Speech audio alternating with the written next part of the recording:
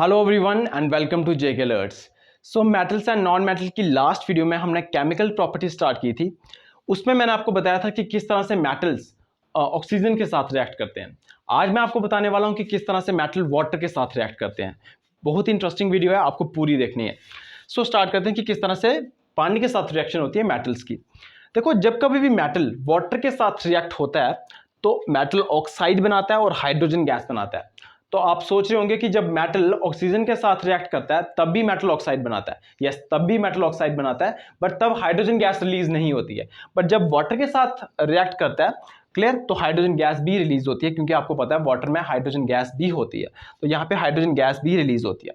फिर आपने अगर लास्ट वाली वीडियो ध्यान से सुनी होगी तो मैंने आपको यह भी बताया था कि हमारे जो मोस्ट मेटल ऑक्साइड्स हैं वो पानी में डिसॉल्व नहीं होते।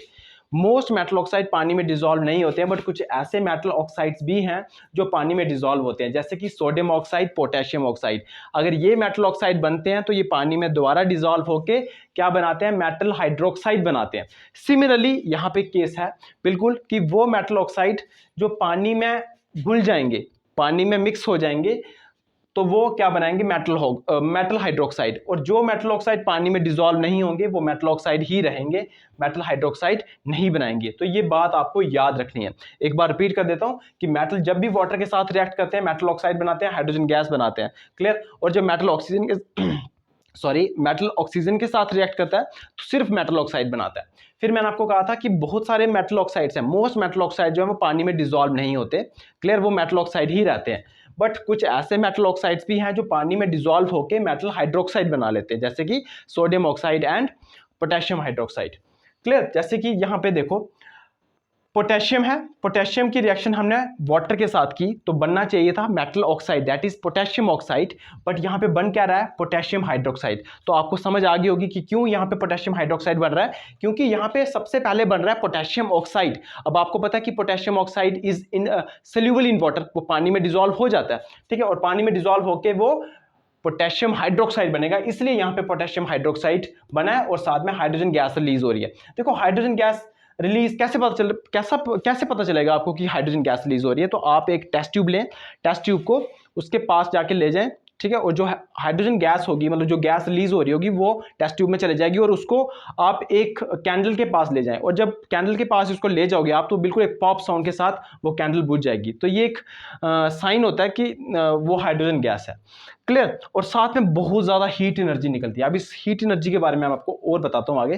पहले मैं एक और एग्जांपल आपको बता देता हूँ। जैसे कि सोडियम है, सोडियम भी अगेन वाटर के साथ मैं अगर रिएक्ट करवाऊंगा तो बनना चाहिए था sodium oxide. Yes, sodium oxide बनता है, but sodium oxide is soluble in water, इसलिए जब सोडियम ऑक्साइड की वाटर के साथ रिएक्शन होती है तो वो सोडियम हाइड्रोक्साइड बनता है, इसलिए यहाँ पे सोडियम हाइड्रोक्साइड बनता है और साथ में हाइड्रोजन गैस रिलीज होती है और बहुत ज़्यादा एनर्जी रिलीज होती है। और आपने कभी अगर ये एक्सपेरिमेंट किया हो लेबोरेटरी में तो आपने देखा होगा कि जब कभी भी हम सोडियम या पोटेशियम की रिएक्शन करते हैं पानी के साथ, ठीक है, तो वो आग पकड़ लेता है, ठीक है, वो आग पकड़ लेता है। अब क्वेश्चन ये दिमाग में आता है कि आग क्यों पकड़ रहा है।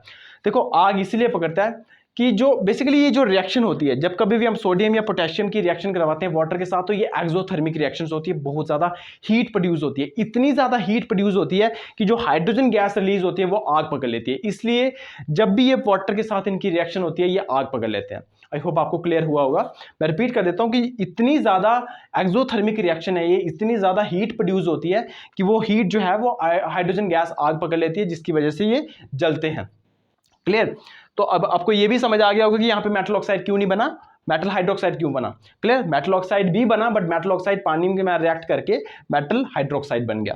अब बात करते हैं कैल्शियम की। कैल्शियम की जब हम पानी के साथ रिएक्शन करवाएंगे तो कैल्शियम हाइड्रोक्साइड बना। इसका मतलब ये हुआ कि कैल्शियम ऑक्साइड भी जो कैल्शियम ऑक्साइड बना वो भी वाटर के साथ रिएक्ट करके कैल्शियम हाइड्रोक्साइड बन गया और हाइड्रोजन गैस रिलीज होती है और साथ में हीट इसमें भी प्रोड्यूस होती है, बट इतनी प्रोड्यूस नहीं होती जितनी सोडियम और पोटेशियम के केस में होती है। अब आप सोच रहे होंगे कि क्या कैल्शियम और वाटर के साथ रिएक्शन जब हम करवाएंगे तो क्या आग पकड़ेगी? नहीं, आग नहीं पकड़ती। अब इसका आंसर ये है कि आग नहीं पकड़ती। और क्यों नहीं पकड़ती है? क्योंकि इतनी ज़्यादा हीट प्रोड्यूस नहीं होती है कि हाइड्रोजन गैस आग पकड़ ले। यस, हीट प्रोड्यूस होती है बट इतनी ज़्यादा नहीं होती है जितनी सोडियम और पोटेशियम के केस में होती है, क्लियर। तो ये लेस वायलेंट है, ये तो बहुत ज़्यादा वायलेंट है, क्लियर। तो जब भी आप कैल्शियम की वाटर के साथ रिएक्शन करवाएंगे तो आप देखोगे कि कैल्शियम ना फ्लोट करने लग पड़ता है, वो क्यों फ्लोट करने लग पड़ता है? क्योंकि हाइड्रोजन गैस रिलीज हो रही होती है और हाइड्रोजन गैस के बबल जो हैं वो बेसिकली कैल्शियम के साथ स्टिक कर जाते हैं, जिसकी वजह से ये जो है कैल्शियम जो है ये फ्लोट करने लग पड़ती है। क्लियर? तो अब ये आप सोच रहे होंगे कि ये पानी जो है मैंने लिया हुआ है यहाँ पे सोडियम के साथ, पोटेशियम के साथ, कैल्शियम के साथ, ये कौन सा पानी है? नॉर्मल पानी है या हॉट वाटर है, ये क्या है? तो ये जो है इतने ज्यादा रिएक्टिव मेटल हैं कि ये कोल्ड वाटर के साथ ही रिएक्ट कर जाते हैं, इनको हॉट वाटर के साथ करने की जरूरत ही नहीं है। क्लियर? अब बात करते हैं मैग्नीशियम की। देखो, अगर मैं मैग्नीशियम को ठंडे पानी के साथ रिएक्ट करने की कोशिश करवाऊं तो मैग्नीशियम रिएक्ट नहीं करेगा। क्लियर?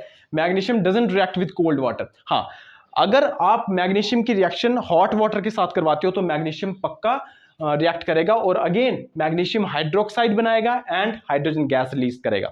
अगेन आप देख पा रहे होंगे मैग्नीशियम हाइड्रोक्साइड बोला मैंने, इसका मतलब जो मैग्नीशियम ऑक्साइड बनता है वो पानी में डिसॉल्व होकर मैग्नीशियम हाइड्रोक्साइड बनता है। तो आपको याद रखना है कि मैग्नीशियम ठंडे पानी के साथ, कोल्ड वाटर के साथ रिएक्ट नहीं करता है, ये हॉट वाटर के साथ रिएक्ट करता है और हॉट वाटर के साथ रिएक्ट करके magnesium hydroxide plus hydrogen gas बनाता है। और जैसे कैल्शियम के केस में कैल्शियम फ्लोट करना स्टार्ट हो जाता है, मैग्नीशियम के केस में भी मैग्नीशियम फ्लोट करना स्टार्ट हो जाता है, क्योंकि जो हाइड्रोजन गैस रिलीज होती है उसके जो बबल्स होते हैं वो मैग्नीशियम के साथ स्टिक हो जाते हैं और देन फ्लोट करना स्टार्ट हो जाते हैं। क्लियर? अब बात करते हैं कुछ ऐसे एलिमेंट्स भी हैं, कुछ ऐसे मेटल्स भी हैं जो ना कोल्ड वाटर के साथ रिएक्ट करते हैं ना हॉट वाटर के साथ रिएक्ट करते हैं। जैसे कि एल्यूमिनियम हो गया, ये ना इनकी रिएक्शन कोल्ड वाटर के साथ होती है ना हॉट वाटर के साथ होती है। आयरन की भी रिएक्शन नहीं होती, जिंक की रिएक्शन भी नहीं होती। ये जितने भी मेटल्स हैं एल्यूमिनियम, आयरन, जिंक, ये स्टीम के साथ रिएक्ट करते हैं। स्टीम, अब आप बोलोगे स्टीम क्या है, तो देखो एक कोल्ड वाटर हो गया, एक हॉट वाटर हो गया, और जब आप उसको बहुत ज्यादा बॉयल करेंगे, उसको स्टीम की फॉर्म में कन्वर्ट कर देंगे, उसको गैस की फॉर्म में कन्वर्ट कर देंगे, वो स्टीम कहलाएगी। तो ये स्टीम के साथ रिएक्ट करते हैं। जैसे एल्यूमिनियम अगेन वाटर के साथ रिएक्ट करवाएंगे, बट यहाँ पे वाटर कौन सा है, यहाँ पे गैस लिखा है मैंने, यहाँ पे लिक्विड नहीं लिखा है। क्लियर? ये बात आप याद रखना, यहाँ पे मैंने गैस लिखा है वाटर की जगह। क्लियर? तो एल्यूमिनियम जब आप स्टीम के साथ रिएक्ट करवाएंगे तो अगेन मैंने आपको बताया था कि मेटल वाटर के साथ रिएक्ट करके मेटल ऑक्साइड और हाइड्रोजन गैस रिलीज बनता है। तो यहाँ पे देखो मेटल हाइड्रोक्साइड नहीं बन रहा है, क्योंकि एल्यूमिनियम ऑक्साइड वाटर के साथ मिक्स नहीं होता है, सोल्यूबल नहीं है, इसलिए यहाँ पे मेटल ऑक्साइड ही रहा और साथ में हाइड्रोजन गैस रिलीज हुई। सिमिलरली आयरन की बात करूं, आयरन भी जब आप स्टीम के साथ रिएक्ट करवाओगे तो आयरन ऑक्साइड बनेगा, आयरन हाइड्रोक्साइड नहीं बनेगा। क्लियर? क्योंकि iron oxide is not soluble in water. So और हाइड्रोजन गैस रिलीज होगी। आई होप आपको क्लियर हुआ होगा। और ये बहुत इंटरेस्टिंग बातें हैं। अब जैसे हमारे पास गोल्ड है, सिल्वर है, लेड है, कॉपर है।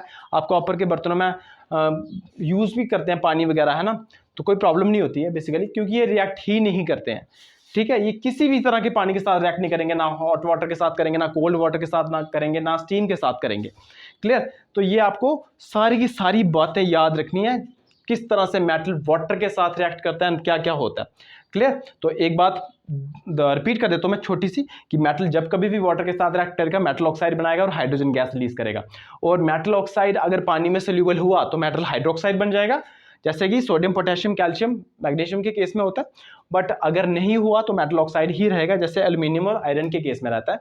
और सारे के सारे मेटल ठंडे पानी के साथ रिएक्ट नहीं करते हैं, कुछ ही करते हैं, जैसे कि सोडियम, पोटेशियम, कैल्शियम, और कुछ गर्म पानी के साथ रिएक्ट करते हैं जैसे मैग्नीशियम, और कुछ स्टीम के साथ रिएक्ट करते हैं जैसे कि एल्यूमिनियम हो गया, हमारा आयरन हो गया, जिंक हो गया, और कुछ तो करते ही नहीं है, तीनों के साथ रिएक्ट नहीं करेंगे, जैसे हो गया लेड, कॉपर, सिल्वर, गोल्ड। तो आपको एग्जाम्पल्स याद रखनी है। क्लियर? अब नेक्स्ट रिएक्शन है कि किस तरह से मेटल्स एसिड्स के साथ रिएक्ट करते हैं। जब कभी भी मेटल एसिड के साथ रिएक्ट करते हैं तो एक सॉल्ट बनता है और हाइड्रोजन गैस बनता है। बट आपको एक बात याद रखनी है कि जो एसिड के आपने लिया हुआ है वो डाइल्यूट एसिड होना चाहिए। देखो एसिड भी दो तरह के होते हैं, एक कंसनट्रेटेड एसिड, एक डाइल्यूट एसिड। तो डाइल्यूट एसिड इतना खतरनाक नहीं होता है, कंसनट्रेटेड एसिड बहुत ज़्यादा खतरनाक होता है। तो डाइल्यूट एसिड के साथ जब कभी भी आप मेटल की रिएक्शन करवाएंगे तो एक सॉल्ट बनता है और साथ में हाइड्रोजन गैस बनती है।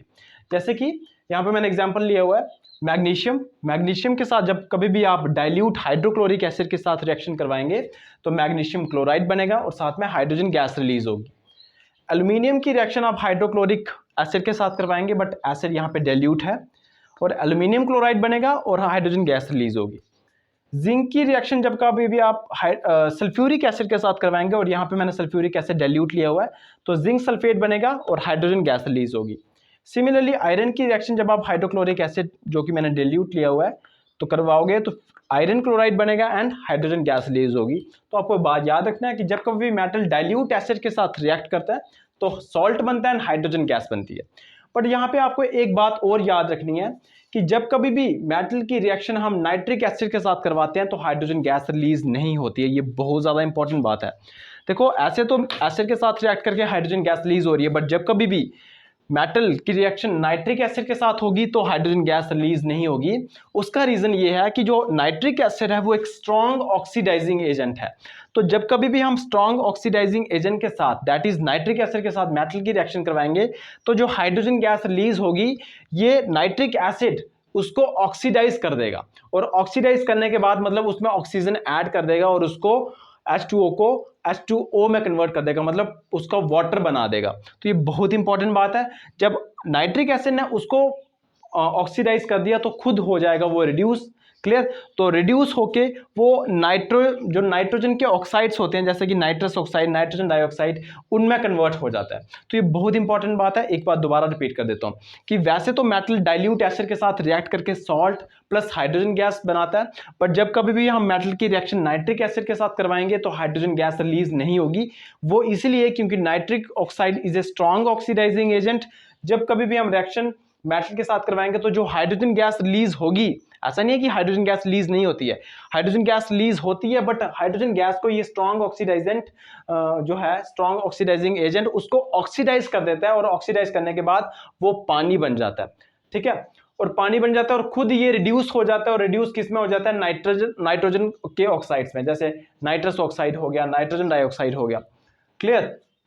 बट दो ऐसे मेटल्स भी हैं जैसे मैंगनीज है और हमारा पास मैग्नीशियम है, ये डाइल्यूट नाइट्रिक एसिड के साथ रिएक्ट करके हाइड्रोजन गैस इवॉल्व करते हैं। क्लियर? तो ये दो बातें आपको याद रखनी है। अब आपने एक चीज नोटिस की होगी, आपने एक एक्टिविटी और परफॉर्म की होगी अपनी स्कूल लाइफ में कि आपने कॉपर सल्फेट का सोल्यूशन लिया होगा। क्लियर? ये एक्टिविटी मैंने आपको केमिकल इक्वेशन वाली वीडियो में भी बताई थी, आपने अगर आप देखी होगी तो आपको क्लियर हो गया होगा।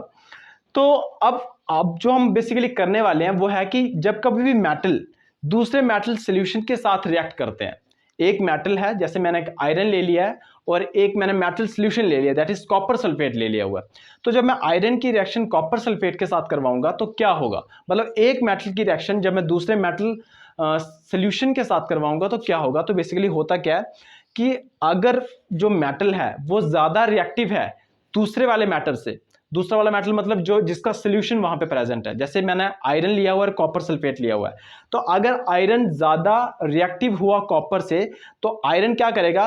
कॉपर को उसके सोल्यूशन से बाहर निकाल देगा और खुद वहां पे आयरन सल्फेट बना लेगा और कॉपर रिमूव हो जाएगा। तो इसको डिस्प्लेसमेंट रिएक्शन कहते हैं बेसिकली।